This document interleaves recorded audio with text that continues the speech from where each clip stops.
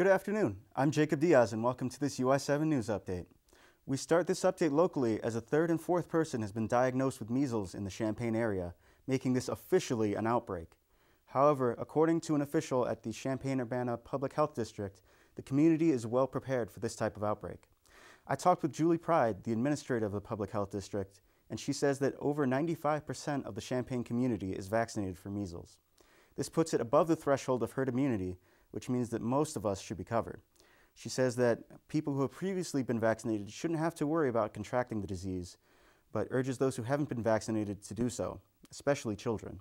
If people are not vaccinating their children, I would urge them to go in, talk to their healthcare provider, and find out if there is some sort of a vaccination schedule that they can get on for their kids that make them comfortable, but get them vaccinated. Most college students are at least 18, which means that they do not need their parents' consent to get the vaccine. This outbreak and the outbreak of mumps in Champaign in 2015 are reasons why Pride believes some unvaccinated college students have chosen to go ahead and protect themselves. Next up today, we have the latest development in a puzzling case that has garnered national attention. Empire actor Jussie Smollett has been charged with felony disorderly conduct. A grand jury charged the actor after deciding that he had probable cause to stage his own assault. The black and gay actor previously said that he'd been attacked by two men in what he claimed was a hate crime.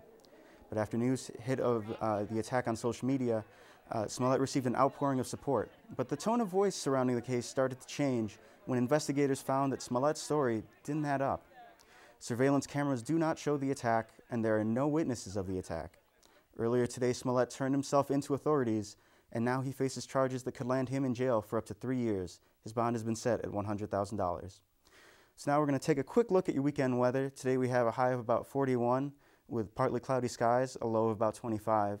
Tomorrow expect to see some sun peek through with a high of 43 and a low of 34 and some light winds.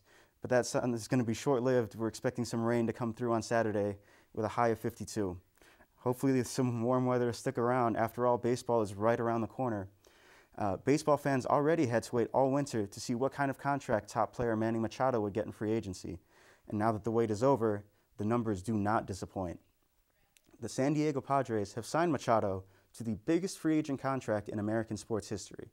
The former Dodger and Oriole agreed to a 10-year deal worth a staggering $300 million, beating out the previous record of $275 million that the Yankees paid Alex Rodriguez. The four-time All-Star chose the Padres over competing bids from the Phillies, the Yankees, and the White Sox.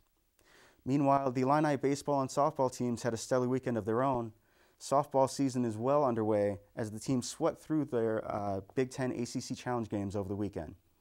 The Illini scored 41 runs in just 4 games, taking 2 wins apiece from Boston College and Georgia Tech. A big part of that, catcher Bella Loya, who's crushed 5 home runs in just 9 games. The 4 wins bring the Illini's record to 7-2 on the season. And while the hitting has been the story for softball, it's the pitching that's gotten the job done for Illinois' baseball team.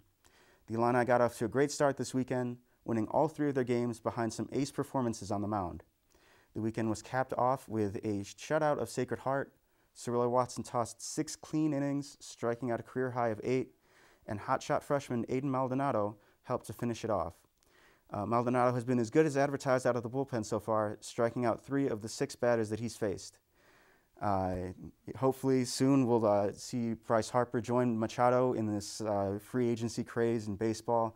He's expected to sign an even bigger contract by the end of the week. So for more of our stories, make sure to look for us on Facebook, follow us on Twitter, check out our YouTube page, make sure you hit that little bell icon when you subscribe to get updated for all of our latest stories. That's it for me. But be sure to tune back in at 3 o'clock for Tim Griffin's news update. And as always, you can see these stories and all of today's biggest news on UI7 News at 5. I'm Jacob Diaz. Have a great day.